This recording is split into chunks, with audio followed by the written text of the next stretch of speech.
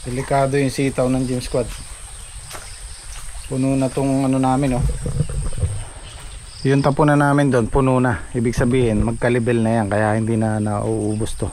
Buti na lang yung kay Saldi na to, hindi pa namin natamnan. Kaya yung sa kanila na yon, delikado yun. Wala nang tatapunan ng tubig. Grabe, magdamag yung ulan. Walang tigil.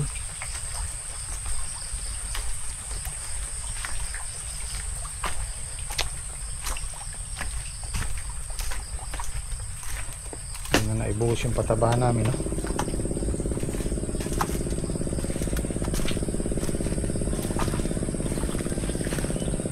Maghapon pa daw na ganyan yan.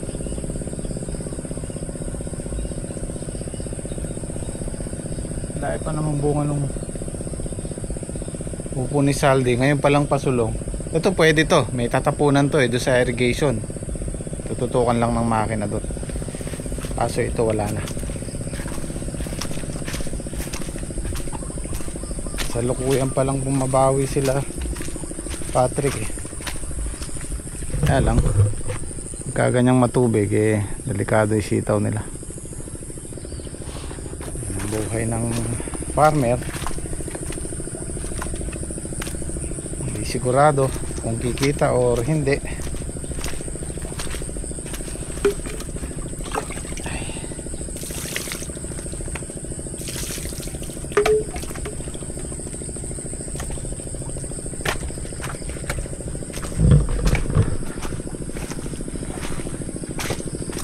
Dahil pa naman bunga, oh. Oh, dahil bunga, oh. Kung di na yung gawi kasing gitna, ano yan, matubig. Lalo tsaka yung dulo. Kung hindi lang natutubig yan, eh, kahit sandang bundle kayang kunin yan. Oh, ganda pa naman sa ano.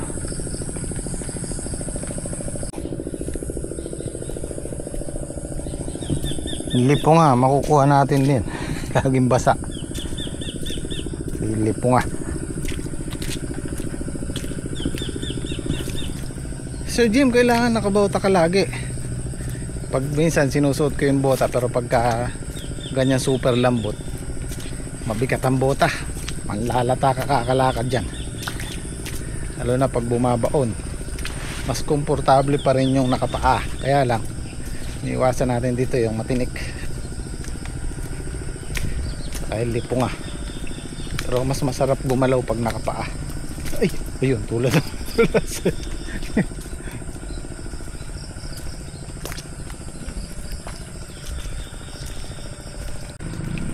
Yan ko lang yung resulta nung ginawa namin kahapon. Ayun! Ayun, oh. Oh. Diba? Tuyo. Di kagaya nung walang kanal na andyan lang yung tubig, naka-stack. Ayan, umaagos pa, oh. Ayos.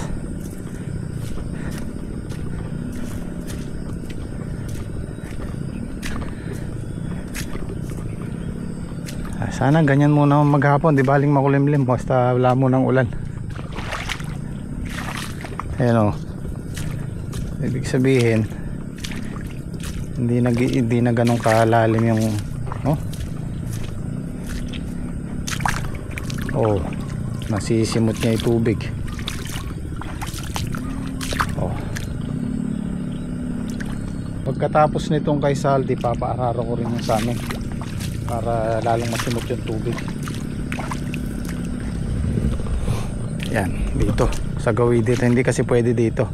Nandiyan ugat nung ampalaya dito sa gawid dito, para yung tubig na natitirang ganyan bumaba. Sabi ko gumaganda pa naman yung bunga ng green alpha. Ayan, naulan na naman na tubig, puro crack na naman yan.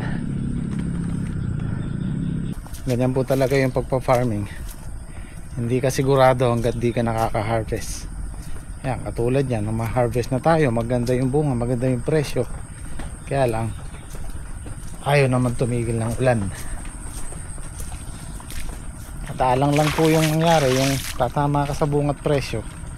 Kaya lang meron pa rin meron pa rin kalamidad, meron pa rin mga obstacle na dadaanan. Ganda pa naman sana. Oh, yung ganyang stage ng ampalaya, kalakasan na po yan. Kung makakapitas pa kami ng dalawang pitas na kalahating tonelada, bawi ko na yung gastos ko dito. Dalawang pitas na lang na mahigit kalahating tonelada, halos bawi na ako dito. Kung may matitira, yun na yung ano natin, pinakakita. 7th harvest sana. Kung bibigay sa atin ng Diyos, pampitong pitas bawi na ako dito.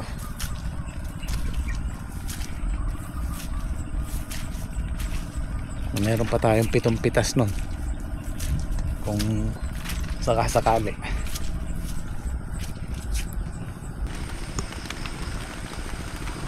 Itong kay Salde na to dapat sa kabilang linggo naghahalaw-halaw na rin, kaya lang dahil kulang sa sikat ng araw,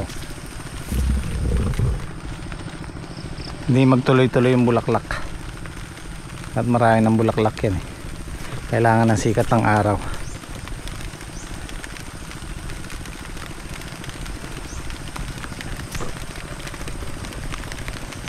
Pero maganda naman yung salida nila. Papapuntahin ko yung isang nag-aararo para dalawa na sila. Baka kasi hindi mayari ngayon maghapon. Subukan kong papuntahin para makuha natin maghapon. Magtuloy-tuloy man yung ulan hindi na ganun kaano sa tanim natin. Kailangan natin gawin yung nararapat. Yan na yan, nakasalida na Ayaw mo ba ipatong doon yun? Magano tayo? Anong luto to nyo? Adobo? Adobong chicken feet almusal taka sarsyadong tilapia. Okay, sabi? Ha? Pero lulusong siya? Okay. Kung kumuha po doon ng gulay sa kabila. Humingi lang pero hindi nagano. Papunta na raw po. Okay. Kaya papaararo ko sa ating trek. Papaararo ko. Okay. So bali pipitasin na namin mamaya yung ampalaya kasi basang basa, kailangan yan tuyo. Bukas na lang maibundle para matiktik. Kasi po ang nangyayari pag naibundle ng basa, natutunaw, sayang yung ampalaya. So ngayon pipitasin namin ng hapon para mapatuyo. Bukas ibabundle. Wala, hindi titigil yung ulan na yan, maghapon pa yung ganyan. Baha sa NLEX. Ang daming na stranded, kahirap tong ganun. Stranded ka ng yan, ilang araw na yan. Kung ilang araw yan, andun ka. Mahirap nung ganun. Hindi ka makakaalis sa ganung sitwasyon Iwanan mo yung sasakyan mo, diba?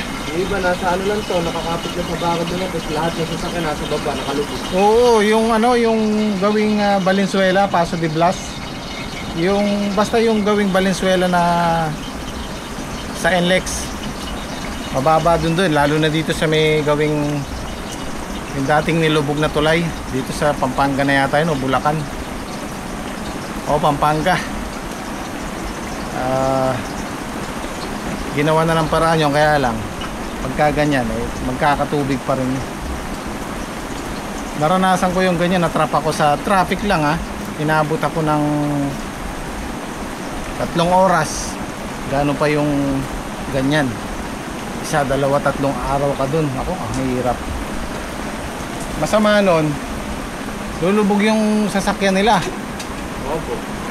Yung kahalos kalahati po, yung sira. Yung nakalitaw sa gulong yung makina po nun. Kasi pag nandun ka, hindi ka makakaalis nakaipit ka Hirap kung gano'n.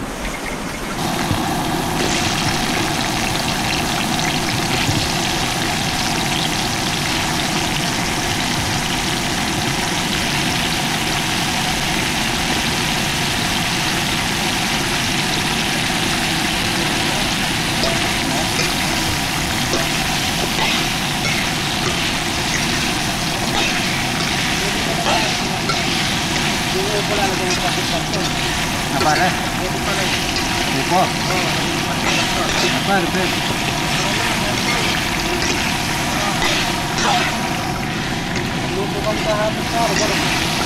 Yun, oh. Sarap ng almusal.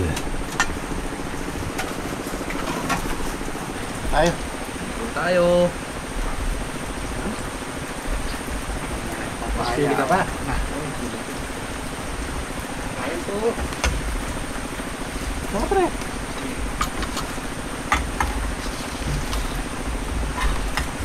Bobong titis. Bobong Adidas. Wala ka lang ba? Ha? Ha? Kulit ka.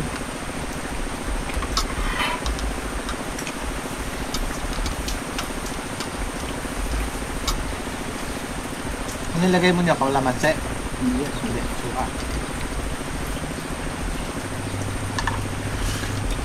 Nako hindi makakain ni Kuya Boy pala yan. Yan. Hindi po ba niya kinakain? Mag-aalaro. Kaya lang ipin yun eh. Hindi na siguro mag-aalam sa niya. Mali, ala pa eh.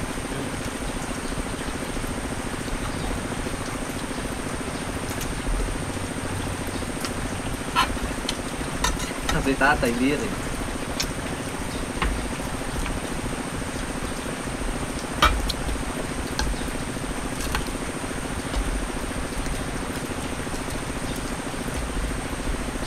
Sumusog na daw dito pare. Gatuho na daw po yung tuhod din ito. Sabi nung apo ni Tata eh.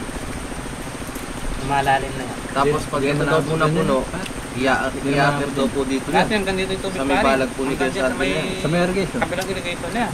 I-apir daw po dyan. Pag napuno yung sa fish pan. May tubo pala ng bap. Alin? Yung sa may fish pan na yan. Pinatubo yan. Pinaka-overs po yun. Pagka napuno yung tubig. Yung dalawang fish pan doon na yun, babalik ko naman daw po kung puno. Pero magbabayang ako. Alin, ganyan kami. Aming napuno ng Kaya pala tatay. nagkakaisda yan eh. May overs po siya eh. So ito na yung talungan ni Dake, oh. Sobrang lalim. Sigurado yung tapunan namin ng tubig dito puno na. Kaya hindi na maagad yung tubig. Yan, wala nang pag-asa yan. Walang tatapunan eh. Yung kay Dondon medyo mataas ng konti pero may tubig pa rin yan. Pag sumikat ang araw, pag nainitan yan, sasabay na yan, malalanta na rin yan. Kabisado ko po yung talong. Pag nababad ng 2 days, 3 days, okay pa naman siya hanggat umuulan. Pero pag nasikatan ng araw, ganyan ang magiging itsura niya. Sobrang baba pala nitong gawin na to. Pwede yan okra. Ang okra kasi pag malaki na, malakas sa tubig. So dito kahit pa paano, meron pa rin naman tayong mapipitas. Sigurado mataas ang presyo ng talong yan. Magpapabunga lang tayo dyan. Ito safe to eh.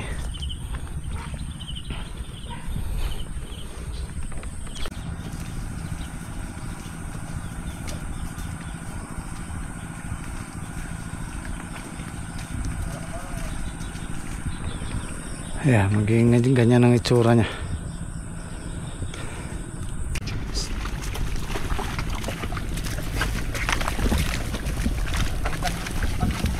Nalalayan nyo kaya huwag nyo pabaya na rulot ang araw. Ayan ang ganda ng tubig. May kasama eh. Ayan o, bababa yung tubig doon. Kaya matutuyo yung ugat nya. Tama-tama kay Saldi. Ayan, wala nang tubig dyan sa mismong lalabasan ng ugat ng ampalaya. Dito na siya babagsak. Ayan yung ugat nila oh.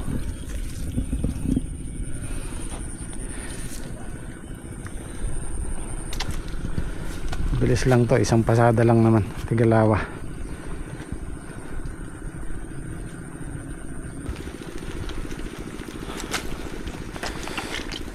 Almost done na. Konti na lang, ilan tudling na lang yan.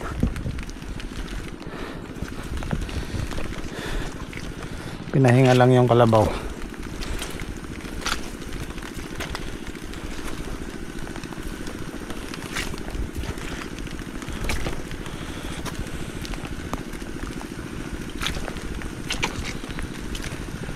Ayan tayo. Yung punso, mga kunat. Yung sa sako. May punso nga pala kung maraming butas. Baka may naman pang ano yun. Sawa. So, okay. Hindi mawawala dyan eh. Bakas. Dito ko, Trek. Malog ba? Ano kayo? Mag-asawa.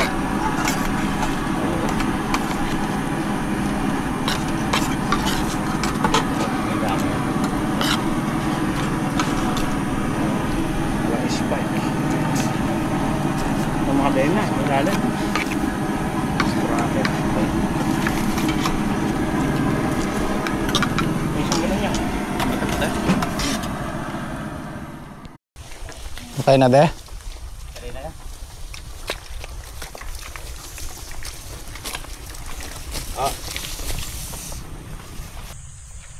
Okay na.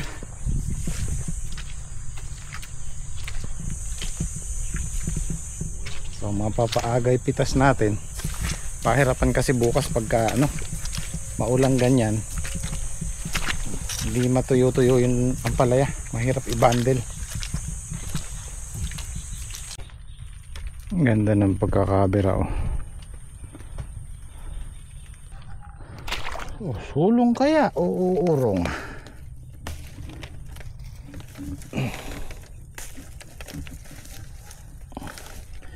Ayan oh. Sobra sa tubig.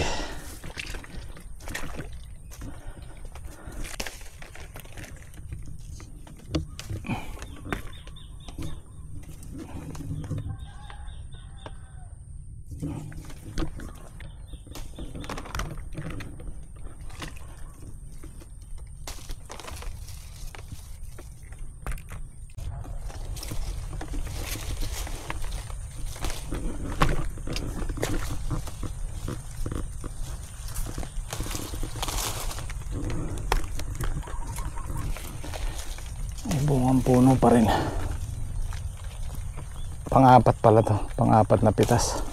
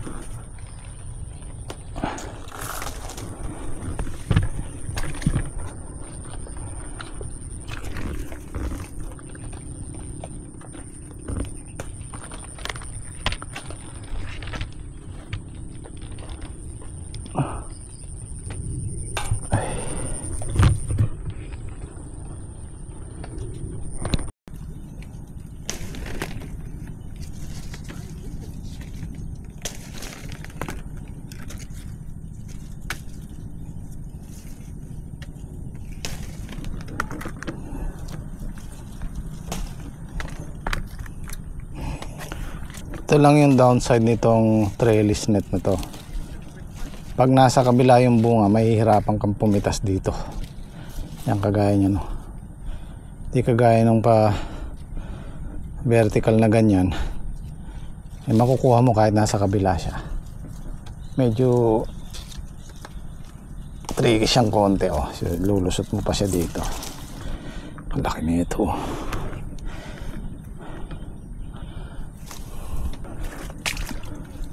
Ganda sana ng mga kasunod oh. Hindi maulan.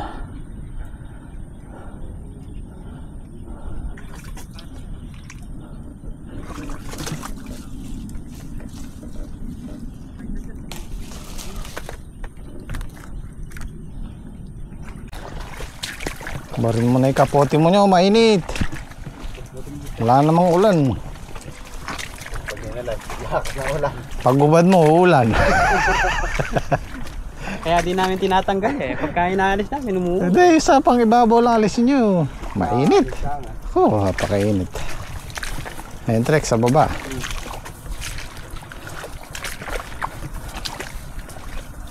Marami. Puro crack. Yan po ang resulta ng puro ulan. Oh. Kaya pati yung maliliit na may crack kinukuha na namin. Lalaki yan pero may crack pa rin, ganun din. Kakain lang ng nutrients sa pataba. Palagay ko, Trek, pwede natin buhusan to. Pwede yan yun. Ah.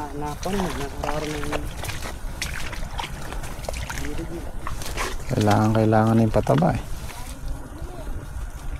Lakasan lang ng loob yan.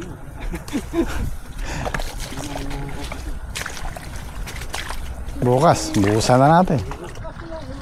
Habang nagtitinor sila bukas bukas. Papataba na kami. Ang pakakain ng pataba yung mga maliliit na puno. Tingnan muna natin yung weather forecast bukas.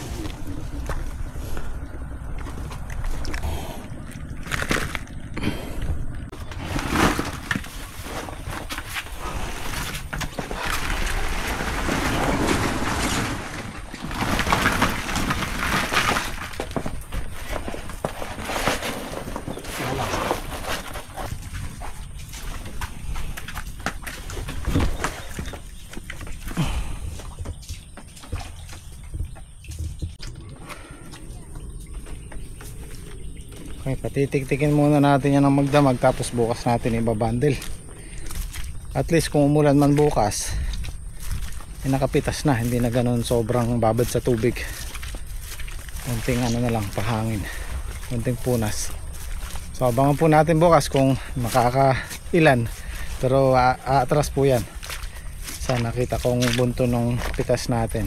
At maraming salamat, kita kids sa chat.